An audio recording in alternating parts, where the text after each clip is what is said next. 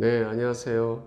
네, 오늘도 로마서 말씀을 공부하겠습니다. 오늘도 하나님께서 우리에게 은혜를 주셔서 말씀을 통해 주님의 진리를 깊이 깨닫는 시간이 되기를 원합니다. 제가 하나님께 먼저 기도하겠습니다. 아버지 하나님, 우리를 구원해 주셔서 감사합니다.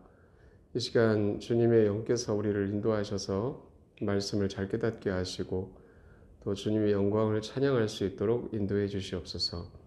아버지 하나님 손에 이 시간을 의탁합니다. 감사를 드리며 우리를 구원해 주신 주 예수 그리스도 이름으로 기도했습니다. 아멘. 자, 오늘 하나님 말씀은 로마서 11장 24절 말씀부터 살펴보겠습니다. 제목은 이스라엘의 구원이라는 제목으로 말씀을 살펴보겠습니다. 자, 오늘 본문 말씀 로마서 11장 24절을 보시면 내가 본성에 따라 야생인 올리브 나무에서 잘린 뒤 본성에 역행하여 좋은 올리브 나무에 접붙여졌거든 본래 가진 이들이야 얼마나 더 자기 자신의 올리브 나무에 접붙여지겠느냐라고 말씀을 하나님께서 하십니다. 이 말씀은 누구에게 하시는 말씀이죠? 이방인들에게 하시는 말씀입니다. 내가 본성에 따라 라고 하셨던 것처럼 이방인들의 본성이라는 것은 하나님과는 관계없는 삶을 살아가는 것이다 라는 것입니다. 그런 자들이 본성에 역행하여 좋은 올리브 나무에 접붙여졌습니다. 좋은 올리브 나무는 여기에 하나님이신 주 예수 그리스도이십니다. 그것은 이방인들인 우리가 주 예수 그리스도의 복음을 듣고 마음으로 믿었으며 또 그분을 마음 가운데 받아들였을 때 우리가 바로 하나님에게서 태어난 하나님의 아들들이 됐던 것입니다.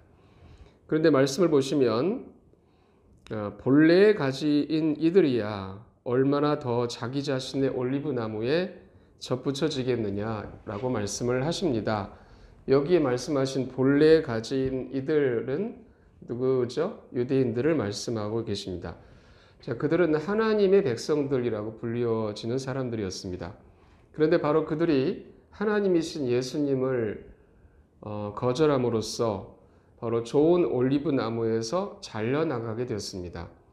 그런데 본문의 말씀에서 그들이 회심할 때를 말씀을 하신 것인데 본래 가진 이들이야 얼마나 더 자기 자신의 올리브 나무에 접붙여지겠느냐라고 말씀을 하십니다. 이것은 그들은 언젠가 민족적으로 회심해서 한 번에 주 예수 그리스도께로 돌아서게 될 것이다라는 것을 말씀하고 계십니다. 그것은 구약 성경에 나와 있습니다. 스가랴서 12장 9절에서 14절까지 말씀 보시면 다음과 같이 기록되어 있습니다. 또 그날에 내가 예루살렘을 대적하러 오는 모든 민족들을 멸하려고 힘쓰리라.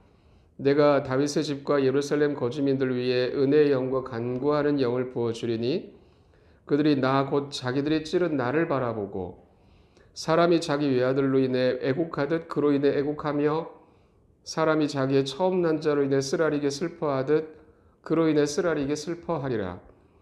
그날에 먹잇던 골짜기에 하다드림문에서의 애곡과 같은 큰 애곡이 예루살렘에 있으리라. 그 땅이 애통하되 가족마다 따로 애통하리니 곧 다윗의 집 가족이 따로하고 그들의 아내들이 따로하며 나단의 집 가족이 따로하고 그들의 아내들이 따로하며 레위 집 가족이 따로하고 그들의 아내들이 따로하며 시므이 가족이 따로하고 그들의 아내들이 따로하며 남은 모든 가족들도 가족마다 따로하고 그들의 아내들도 따로 하리라 하셨습니다. 바로 우리 주 예수 그리스도께서 재림하실 때 이스라엘 사람들이 민족적으로 회심할 것이라는 것을 말씀을 하신 것입니다. 우리가 잘 아는 것처럼 장차 대환란이 옵니다. 그때에 저 그리스도의 군대가 바로 예루살렘을 에워싸게 될 터인데 그때 우리 주 예수 그리스도께서 재림하셔서 그 이스라엘을 구원해 주실 것입니다.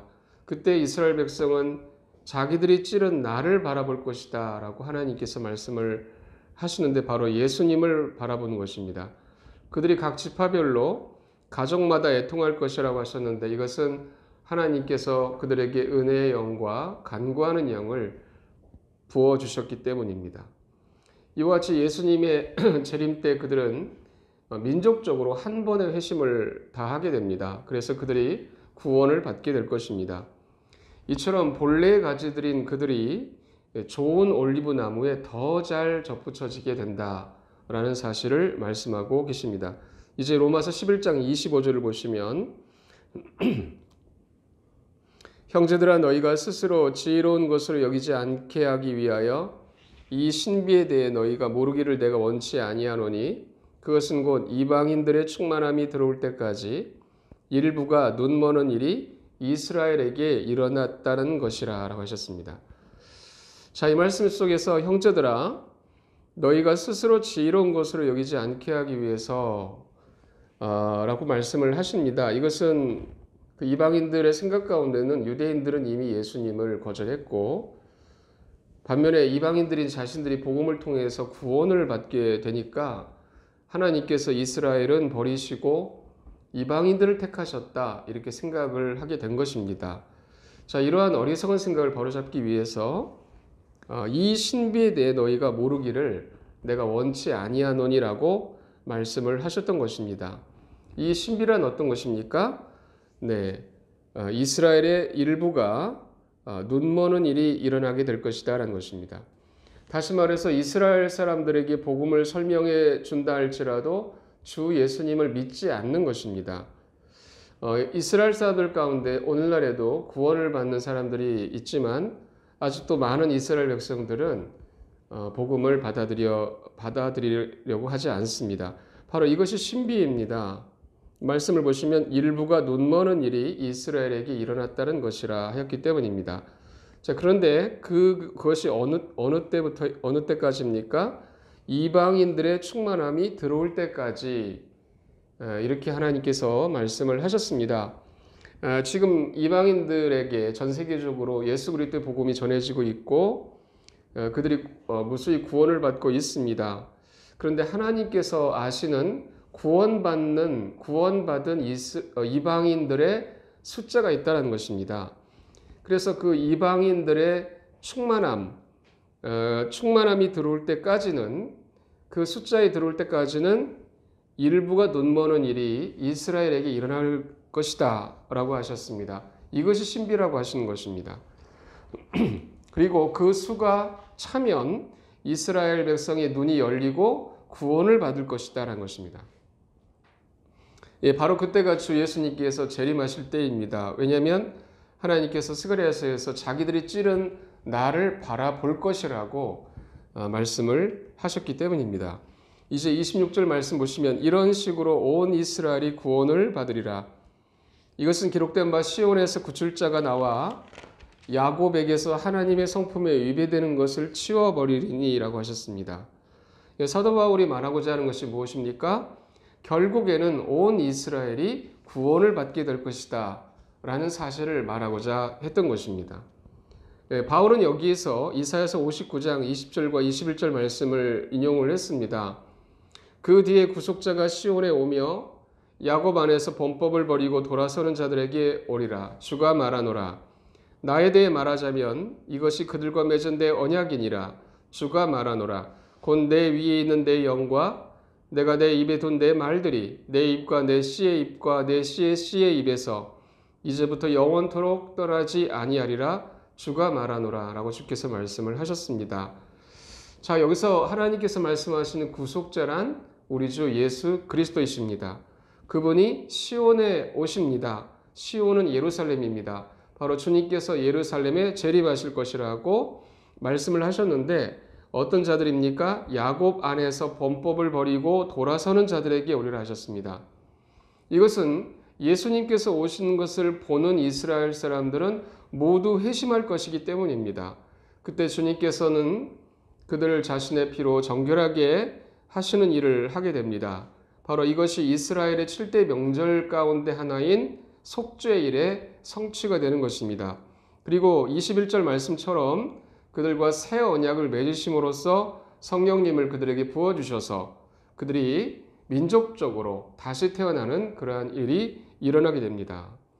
자, 이 새 언약은 우리 교회와도 맺으신 것입니다. 새 언약은 오직 하나이고 예수님의 피로 되어진 것입니다. 마태복음 26장 28절에서 주님께서 다음과 같이 말씀을 하십니다. 이것은 죄들의 사면을 얻게 하려고 많은 사람을 위해 흘린 나의 피 곧 새 상속 언약의 피니라. 오늘날 우리 교회도 주님께서 명령하신 만찬을 행합니다. 만찬을 행한다는 것은 주님의 피를 기억하는 것입니다. 바로 그 새 언약이 교회에게 주어졌기 때문입니다. 이처럼 이스라엘 백성도 대환란 끝에 민족적으로 회심하게 되는데 새 언약이 그들에게도 적용이 돼서 그들이 예수님의 피로 정결케 되어 성령님으로 거듭나는 역사가 민족적으로 일어나게 될 것입니다. 이제 로마서 11장 26절과 27절 말씀 보시겠습니다. 이런 식으로 온 이스라엘이 구원을 받으리라. 이것은 기록된 바 시온에서 구출자가 나와 야곱에게서 하나님의 성품에 위배되는 것을 치워버리리니 내가 그들의 죄들을 제거할 때에 이것이 그들을 향한 내 언약이니라 함과 같으니라 하셨습니다. 네, 이 말씀에서 사도 바울은 온 이스라엘이 구원받게 될 것이라고 말씀을 하십니다. 그리고 하나님께서 이것이 그들을 향한 내 언약이니라 라고 말씀하시면서 이방인들이 받았던, 교회가 받았던 새 언약과 똑같은 것을 그들과 맺게 되실 것이라는 것을 말씀하고 계십니다. 자, 이제 28절 말씀 보시면 복음에 관하여는 그들이 너희로 인해 원수들이지만 선택에 대하여는 그들이 조상들로 인해 사랑받는 자들이니 라고 하셨습니다. 자, 이 말씀에서 하나님께서 말씀하시는 의도는 복음에 관하여 라는 말씀은 무엇입니까? 복음은 우리 주 예수 그리스도의 복음입니다.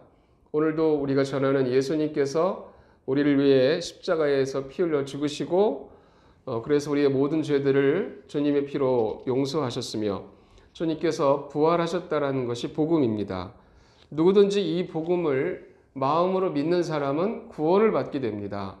그런데 말씀을 보시면 복음에 관하여는 그들이 너희로 인해 원수들이다 라고 했습니다. 그 이유는 지금 유대인들이 복음을 반대하고 있기 때문입니다. 그들은 예수 그리스도를 십자가에 못 박도록 넘겨준 사람들이고 지금도 그들은 예수 그리스도를 거절하고 있습니다. 자, 그러나 말씀에 이어지시기를 선택에 대하여는 그들이 조상들로 인해 사랑받는 자들이라고 말씀을 하십니다. 선택에 대한 말씀을 하십니다. 이 말씀은 하나님께서 아브라함을 택하시고 이삭을 택하시고 야곱을 택하셨다라는 것을 우리에게 상기시켜 주십니다. 그래서 이스라엘 백성의 조상들이 바로 그들이라는 것입니다. 그래서 하나님은 아브라함과 이삭과 야곱과 언약을 맺으셨고 그들 때문에 유대인들을 사랑하시고 선택하셨던 것입니다. 출애굽기 2장 24절과 25절 말씀을 보시면 하나님께서 그들이 신음하는 것을 들으시고 하나님께서 아브라함과 이삭과 야곱과 맺은 자신의 언약을 기억하사 하나님께서 이스라엘 자손을 바라보시고 하나님께서 그들에게 관심을 기울이시니라 라고 했습니다. 자, 여기서 하나님께서 이집트에서 신음하고 있는 이스라엘 백성을 바라보신 까닭이 무엇이라고 하십니까? 아브라함과 이삭과 야곱과 맺으신 자신의 언약을 기억하셨기 때문이라고 말씀하고 계십니다. 또한 출애굽기 3장 6절에서도 하나님께서 모세에게 자신을 알게 해주실 때에도 어떻게 말씀하셨냐면 나는 내 아버지의 하나님 곧 아브라함의 하나님 이삭의 하나님 야곱의 하나님이니라 라고 하셨던 것입니다.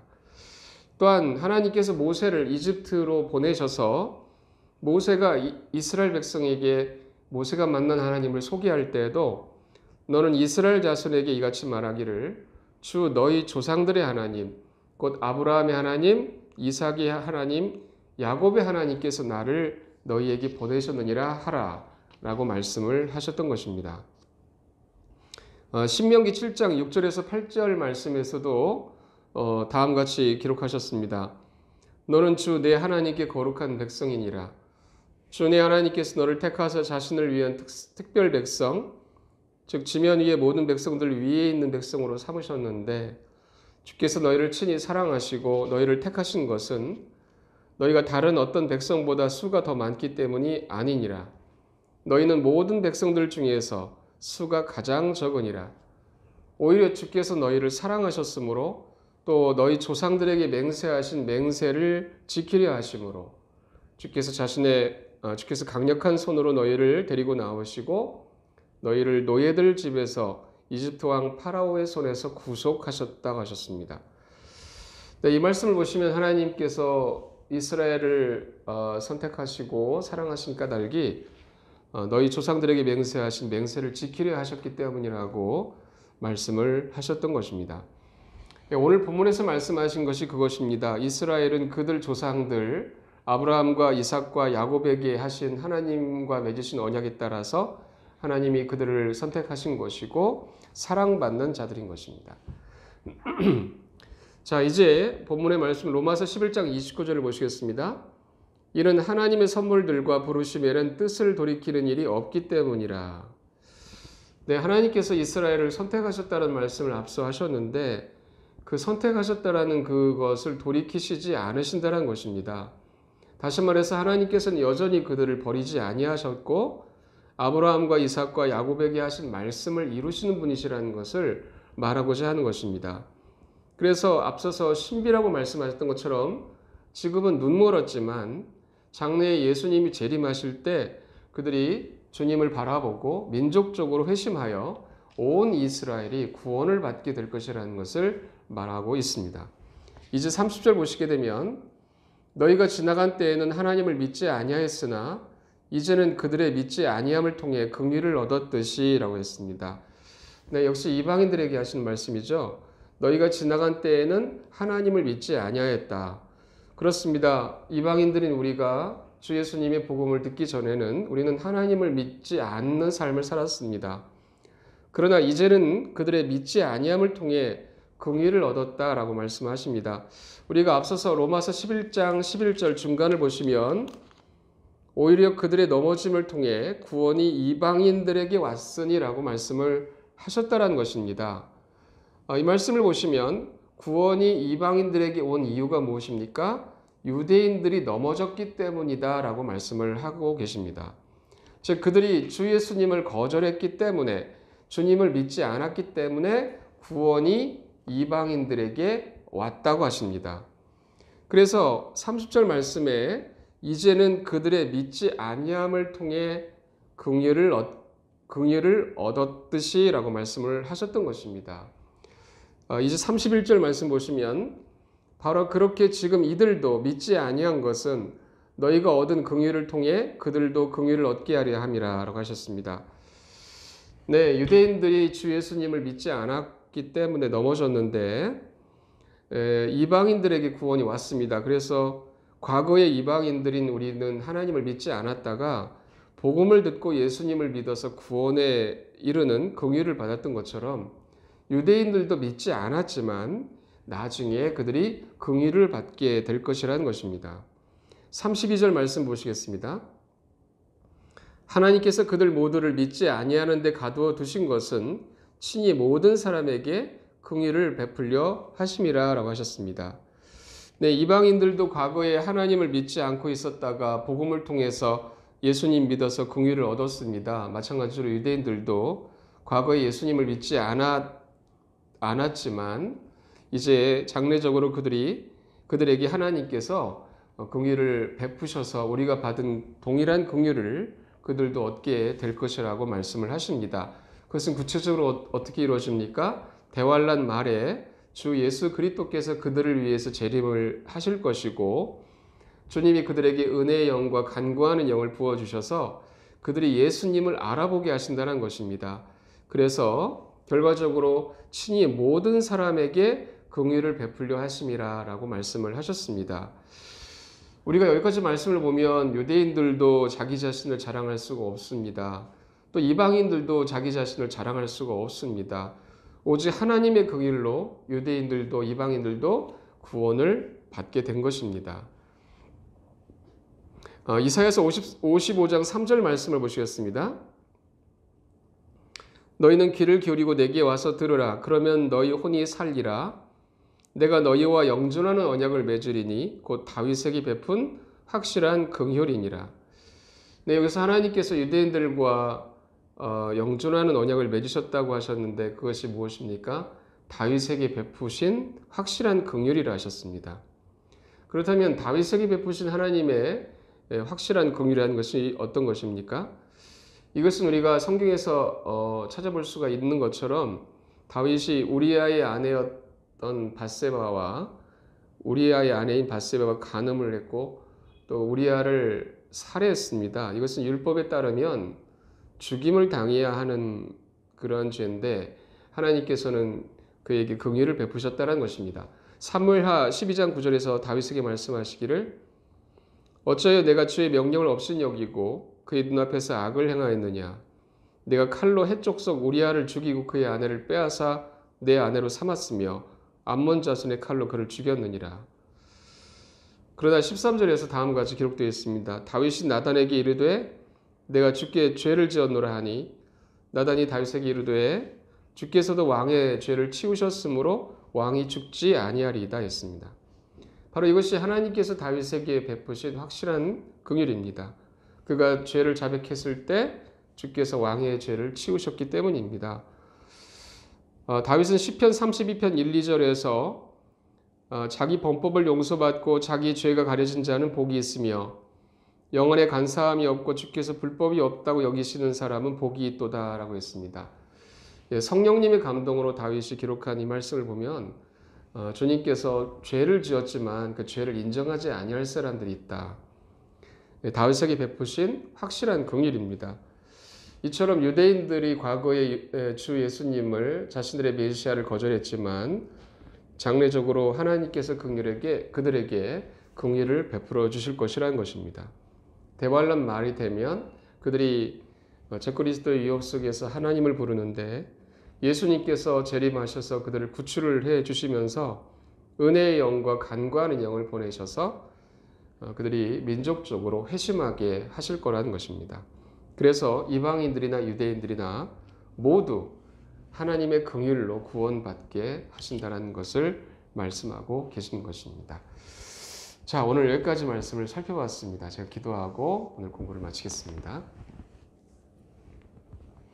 살아계신 하나님 아버지, 참으로 그렇습니다. 우리가 구원받은 것은 전적으로 하나님의 긍휼입니다. 하나님을 믿지 않았다가 복음을 들었을 때 죄인임을 알았고 예수님을 믿어서 우리가 하나님의 자녀들이 되었습니다. 이러한 긍휼을 우리에게 허락하신 주님께 감사를 드리고 말씀을 통해서 알려주신 것은 지금은 이스라엘 백성이 눈이 멀어서 예수님을 거절하고 있지만 장차 주님이 재림하실 때 온 이스라엘이 구원을 받는 일이 있을 것이라고 말씀을 하셨습니다. 참으로 하나님의 경륜에 대해서 감사를 드리고 주님의 긍휼을 찬양합니다. 감사드리며 우리를 구원해 주신 주 예수 그리스도의 이름으로 기도했습니다.